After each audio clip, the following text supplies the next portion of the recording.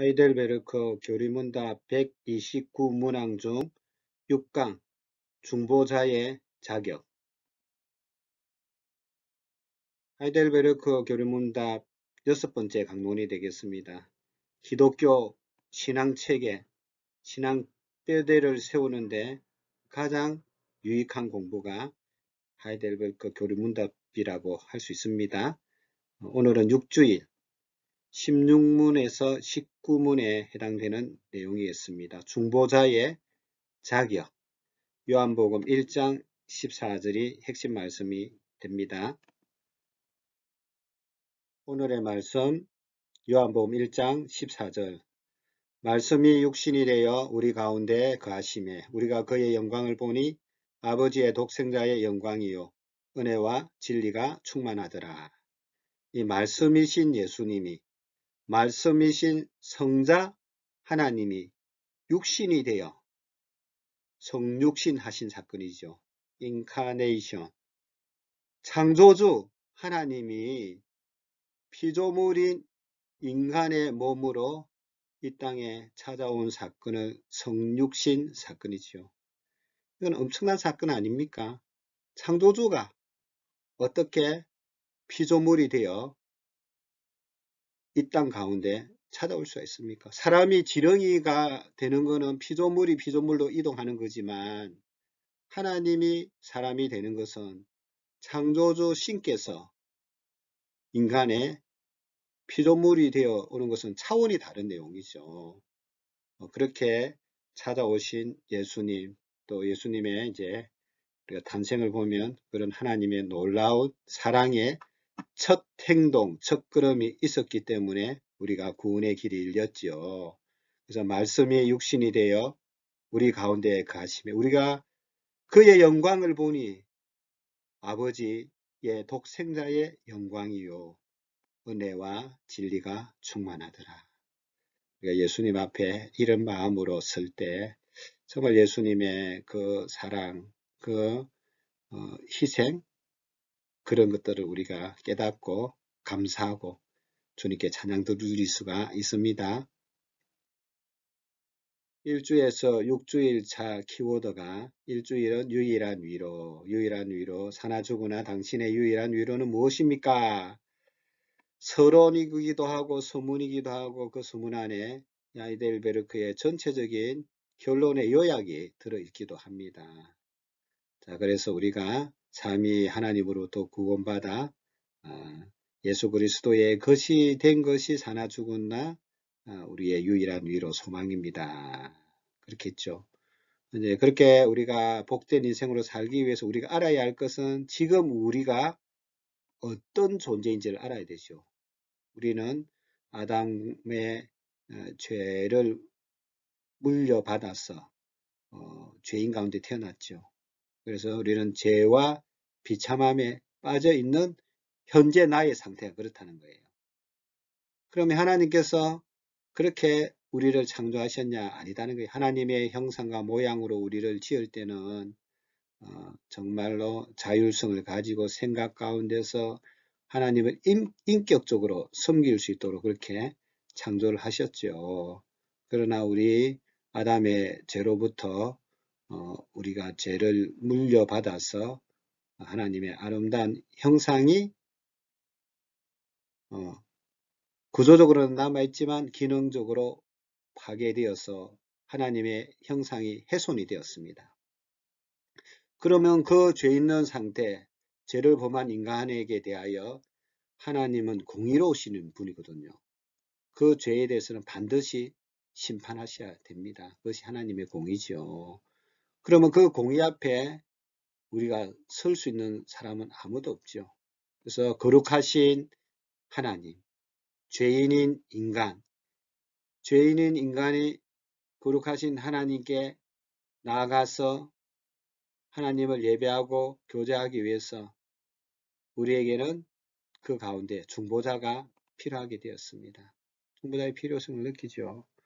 그래서 죄로 인한 비참, 하나님의 형상의 훼손으로 인하여 하나님의 공의 앞에 심판받아 형벌받아야 할 우리들이 하나님을 이제 만나게 되면 어떤 고백을 한다 했습니까? 하로다 나여 망하게 되었도다. 오라 나는 공간이 사람이로다. 이 사망의 몸에서 누가 나를 건져내랴?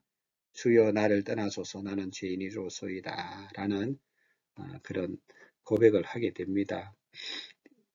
그래서 중보자가 필요하다. 근데 중보자는 필요한데 그럼 중보자의 자격이 뭔가? 아무나 중보자가 될 수 있는 건 아니지 않습니까? 그래서 중보자의 자격이 뭔가에 대해서 오늘 배워보겠습니다. 16문입니다. 중보자는 왜 참 인간이고 의로운 분이셔야 합니까? 16문 답입니다. 하나님의 의는 죄 지은 인간이 죗값을 치르기를 요구하나 누구든지 죄인인 사람으로서는 다른 사람을 위해 값을 치를 수 없기 때문입니다. 이사야 53장 3절에서 5절 그는 멸시를 받아 사람들에게 버림받았으며 강고를 많이 겪었으므로 질고를 아는 자라. 마치 사람들이 그에게서 얼굴을 가리는 것 같이 멸시를 당하였도다. 우리도 그를 기이 여기지 아니하였도다. 그는 실로 우리의 질고를 지고 우리의 슬픔을 당하였거늘 우리는 생각하기를 그는 징벌을 받아 하나님께 맞으며 고난을 당한다 하였노라. 그가 찔림은 우리의 의무 때문이요 그가 상함은 우리의 죄악 때문이라. 그가 징계를 받음으로 우리는 평화를 누리고 그가 채찍에 맞음으로 우리는 나음을 받았도다. 이거는 예수님이죠. 예수님께서 우리의 허물과 죄악 때문에 고난 당하신 것, 징계받고 징벌 받으신 내용이 이사야 53장에 잘 기록되어 있습니다. 시편 49편 7절과 8절에는 아무도 자기 형제를 구원하지 못하며 그를 위한 속전을 하나님께 바치지도 못할 것은 그들의 생명을 속량하는 값이 너무 엄청나서 영원히 마련하지 못할 것임이니라. 참 우리의 죗값을 온 인류의 죗값을 담당하기에는 정말 엄청난 분이 필요하죠. 17문입니다. 중보자는 왜 동시에 참 하나님이셔야 합니까? 참 인간이시고 참 하나님이셔야지요. 참 하나님이셔야 할 이유는 그의 신성의 능력으로 하나님의 진노의 짐을 그의 인성에 짊어지시며 또한 의와 생명을 획득하여 우리에게 돌려주시기 위함입니다. 하나님의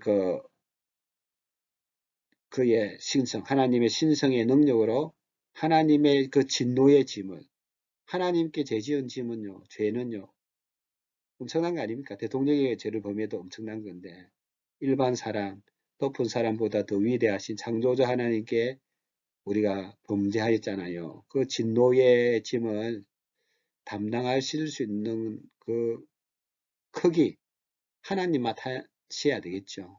그래서 신성, 동시에 하나님이셔야 하나님의 크기에 그 진노를 감당할 수가 있습니다.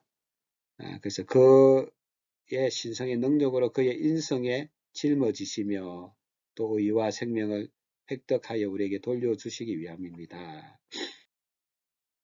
이사야 9장 3절 신성의 능력 주께서 이 나라를 창성하게 하시며 그 즐거움을 더하게 하셨으므로 추수하는 즐거움과 탈취물을 나눌 때의 즐거움 같이 그들이 주 앞에서 즐거워하오리.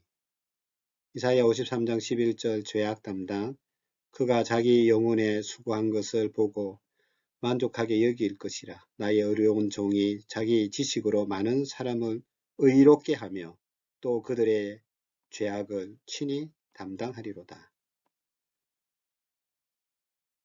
마태복음 1장 23절 예수 그리스도 보라 처녀가 잉태하여 아들을 낳을 것이요 그의 이름은 임마누엘이라 하리라. 하셨으니 이를 번역한즉 하나님이 우리와 함께 계시다 함이라. 고린도전서 1장 30절 거룩함과 구속함 너희는 하나님으로부터 나서 그리스도 예수 안에 있고 예수는 하나님으로부터 나와서 우리에게 지혜와 의로움과 거룩함과 구원함이 되셨으니. 18문입니다. 그러나 누가 참 하나님이시며 동시에 참 인간이고 의로우신 그 중보자입니까? 예, 답이죠. 우리 주 예수 그리스도, 즉 하나님께로서 나와서 우리에게 지혜와 의로움과 거룩함과 구속함이 되신 분입니다. 창세기 3장 15절이죠. 원시복음인데 내가 너로 여자와 원수가 되게 하고 내 후손도 여자의 후손과 원수가 되게 하리니 여자의 후손은 예수님이죠. 예수 그리스도. 내 머리를 사탄의 머리를 상하게 할 것이요 너는 사탄은 그의 발꿈치를 예수님의 발꿈치를 상하게 할 것이니라. 예수님의 십자가의 죽음을 예표하는 최초의 복음, 예수님에 관한 최초의 복음이 들어있다 해서 창세기 3장 15절을 원시복음이라고 합니다. 히브리서 1장 1, 2절 독생자를 통한 완성, 옛적의 선지자들을 통하여 여러 부분과 여러 모양으로 우리 조상들에게 말씀하신 하나님이 이 모든 날 마지막에 아들을 통하여 우리에게 말씀하셨으니 이 아들을 만유의 상속자로 세우시고 또 그로 말미암아 모든 세계를 지으셨느니라. 히브리서 7장 26절 중보자 대제사장. 이러한 대제사장은 우리에게 합당하니 거룩하고 악이 없고 더러움이 없고 지인에게서 떠나 계시고 하늘보다 높이 되시니라. 누가복음 2장 11절 주 예수 그리스도 오늘 다윗의 동네에 너희를 위하여 구주가 나셨으니 곧 그리스도 주시니라. 고린도전서 1장 30절 지혜, 의로움, 거룩함, 구원함 너희는 하나님으로부터 나와서 그리스도 예수 안에 있고 예수는 하나님으로부터 나와서 우리에게 지혜와 의로움과 거룩함과 구원함이 되셨으니.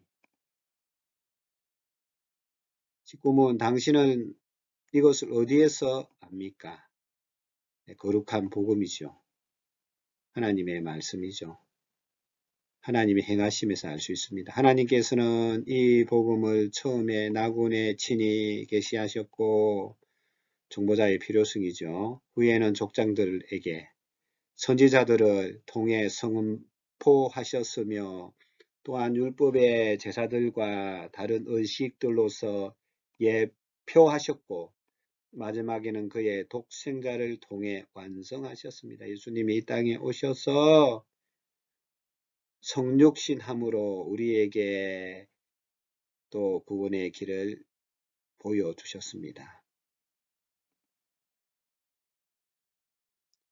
창세기 3장 15절 복음의 계시죠. 원시복음. 내가 너로 여자와 원수가 되게 하고 내 후손도 여자의 후손과 원수가 되게 하리니 여자의 후손은 내 머리를 상하게 할 것이요 너는 그의 발꿈치를 상하게 할 것이니라 하시고 예수님에 관한 복음 최초의 계시입니다. 창세기 28장 14절 족장들로 통하여 또 계시해 주셨죠. 내 자손이 땅에 티끌같이 되어 내가 서쪽과 동쪽과 북쪽과 남쪽으로 퍼져 나갈지며 땅의 모든 족속이 너와 내 자손으로 말미암아 복을 받으리라. 히브리서 1장 1절 선지자들을 통해서도 말씀하셨습니다. 옛적의 선지자들을 통하여 여러 부분과 여러 모양으로 우리 조상들에게 말씀하신 하나님이 골로새서 2장 17절에는 율법의 제사들로 또 의식으로 보여주었습니다. 이것들은 장래일의 그림자이니 몸은 그리스도의 것이니라. 예, 구약의 율법의 제사들이라든 여러 의식을 통해서 그것은 장차에 드러날 예수 그리스도의 그림자의 표였지요. 로마서 10장 4절은 독생자 예수 그리스도는 모든 믿는 자에게 의를 이루기 위하여 율법의 마침이 되시니라. 아멘. 모든 율법을 지키심으로 하나님과 의로운 관계를 획득하시고 그 획득한 의를 우리에게 주셔서 의의 옷을 입혀주었습니다. 우리가 그 옷을 입을 때 하나님으로부터 의롭다 칭의를 받게 됩니다. 신명기 21장 22절에서 23절은 사람이 만일 죽을 죄를 범함으로 내가 그를 죽여 나무 위에 달거든 그 시체를 나무 위에 밤새도록 두지 말고 그날에 장사하여 내 하나님 여호와께서 내게 기업으로 주시는 땅을 더럽히지 말라. 나무에 달린 자는 하나님께 저주를 받았음이니라. 예, 신명기 21장에 나무 달린 자, 저주받은 자지요. 예수님께서 십자가 그 나무에 달림으로 하나님의 저주를 받았습니다. 우리가 받을 형벌에 대한 저주를 받으셨기 때문에 우리의 형벌이 다 용서받게 되어서 우리는 예수님의 대속, 예수님의 구속으로 우리는 건짐을 받게 되었지요. 그래서 하나님의 것, 하나님의 자녀가 되는 권세를 얻게 되었습니다. 예수님의 십자가 모든 인류는 다 그렇게 죽어야 할 자들이라는 거예요. 나무에 달려서. 그렇게 하나님의 법을 어긴 수많은 사람들을 위해 하나님의 아들이 인간, 성육신함으로 인간을 대표하게 되었고 참 인간으로서 그리고 대신하여 온 인류를 대신할 수 있는 분은 참 하나님밖에 없어요. 그래서 신성으로 오신 그 하나님이 대신하여 저주의 장대 위에 달리셨음을 고지하는 거죠. 신명기가. 이제 우리는 구원받은 자로서 계속해서 하나님의 법을 어기는 삶을 살아서는 안 됩니다. 의의 옷을 우리에게 입혀 주신 것은 예수님처럼 살아가라. 또 살 수 있도록 그렇게 하셨어요. 우리가 구원받아서 예수님처럼 살 수 있다 없다. 예, 우리 생각으로는 못하죠. 그러나 율법을 온전히 이루신 그 예수님을 우리가 본받고 예수님처럼 살 수 있도록 예수님께서 의의 옷을 입혀서 그렇게 살아라 라고 우리에게 하셨기 때문에 우리는 예수님처럼 살 수 있다. 예, 그게 성경의 원리입니다. 로마서 5장 10절 곧 우리가 원수되었을 때에 그의 아들의 죽으심으로 말미암아 하나님과 화목 예, 하게 되었음적 화목하게 된 자로서는 또 그의 살아나심으로 말미암아 구원을 받을 것이니라. 예수님의 죽음으로 하나님과 원수되었던 우리들이 다 죄 용서받고 하나님의 의의 옷을 입기 때문에 하나님과 만나서 교제할 수 있는 화목의 관계로 바뀌게 되었습니다. 정리해 봅니다. 중보자의 자격에는 두 가지가 꼭 필요합니다. 그분은 참 사람인과 동시에 의로운 자라는 거예요. 죄가 없어야 됩니다. 예수님의 그 동정녀 마리아에게 잉태된 것도 성령으로 잉태되었죠. 죄가 없으신 예수님께서 성령으로 잉태되었기 때문에 죄는 없으십니다. 의로운 자이죠. 그 잉태로부터 예수님의 십자가에 달려 돌아가실 때까지 인간으로서의 모든 지켜야 할 율법을 완성하시고 죄 없으신 의로운 분이 계셔야 된다는 거죠. 중보자의 자격의 첫 번째는 사람인데 죄는 없고 모든 율법을 다 지킨 의로운 자가 필요하다는 거죠. 두 번째는 그분은 참되신 하나님이어야 합니다. 우리 온 인류를 대신하고 또 하나님 앞에서 그 하나님의 그 크기만큼 하나님께 용서받기 위해서는 하나님만이 하나님에 대한 그 크기에 대하여 용서를 받을 수 있죠. 인간의 온 인류를 대신하고 하나님의 그 크기에 대신하여서 용서받기 위해서는 하나님과 같은 참 하나님만이 중보자의 자격이 된다는 거예요. 자, 결론입니다. 중보자는 참 인간이요. 아멘이시죠? 예, 우리 인간과 동일해야 우리 인간의 대표성을 띠기 위해 참 인간이 되어야 됩니다. 또 참 하나님이신 분만이 가능하다는 게. 중보자의 필요성은 우리가 느꼈잖아요. 하나님의 공의 앞에 설 수 있는 인간은 아무도 없습니다. 죄인으로 드러나기 때문에 우리는 영원한 형벌을 받을 수가 밖에 없습니다. 그래서 우리는 부르짖잖아요. 오호라 나는 공관자로다. 이 사망의 몸에서 누가 나를 건져내라 하면서 중보사의 우리가 필요성을 느끼게 됩니다. 그것이 신앙으로 가는 첫 번째 단계가 아니겠습니까? 중보자가 필요하기는 한데 아무나 중보자가 될 수 있는 건 아니지요. 꼭 두 가지의 자격 요건을 갖춘 분만이 중보자가 될 수가 있습니다. 그래서 하이델베르크의 구조를 보면 크게 3부로 나눌 수 있겠지요. 첫째는 나의 죄와 비참함에 관하여 알아야 됩니다. 복된 인생으로 살기 위해서 하나님 앞에 복된 인생은 나의 정체성, 나의 죄됨, 나의 비참함을 알고 중보자의 필요성을 알고 중보자를 찾아야 됩니다. 그럴 때 이제 우리의 구원이 어떻게 이루어지느냐는 걸 지금 공부하고 있는데 중보자의 필요성 또 중보자의 자격에 대해서 공부를 했습니다. 그러나 이제 3부에는 우리가 구원받은 우리가 하나님 앞에 어떻게 감사하며 살아야 할지 이 부분에서는 십계명과 주기도문을 배우게 됩니다. 그러니까 사랑으로 행하고 그리고 감사함으로 기도하고 순간순간 우리의 죄악에 대해서는 회개해야 그렇게 할 때 감사의 삶을 살 수가 있습니다. 자, 다음 주일차 키워드까지 이제 좀 안내를 드리면 1주는 유일한 위로, 2주일은 죄와 비참함, 3주일은 하나님의 형상으로 지음받은 우리, 4주일은 하나님 공의 앞에 선 죄인, 중보자의 필요성을 느끼게 되고 중보자의 자격은 두 가지.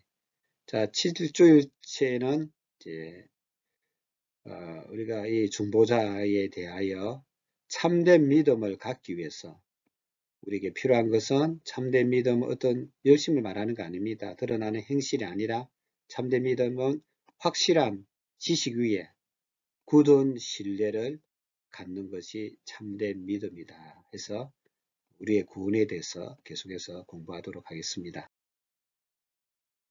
6강 중보자의 자격 질문입니다. 여러분이 답하시면서 공부의 내용도 정리하시고 또 정리된 그 답을 가지고 깊게 묵상하시고 기도하시기 바랍니다. 이 중보자 대신 예수님에 대한 이 복음은 너무나 우리에게 귀한 말씀이기 때문에 그래요. 요한복음 1장 14절을 적고 묵상해 봅시다. 이번 중보자는 왜 참 인간이고 의로운 분이어야 합니까? 3번 중보자는 왜 참 하나님이 있어야 합니까? 4번 누가 참 하나님이시며 참 인간의 의로운 중보자입니까? 5번 중보자는 어디에 예표되어 있습니까? 6번 중보자의 자격 두 가지는 무엇입니까? 여러분, 이 중보자 대신 우리 예수 그리스도의 참 놀라운 사랑, 은혜 묵상하면 그게 바로 은혜요, 복음이요, 진리입니다. 우리가 이 말씀 많이 묵상하셔서 예수님 더 좋아하고 사랑하고 예수님만 찬양하고 예수님의 능력으로 살아가는 우리 모두가 되기를 주님의 이름으로 축복합니다.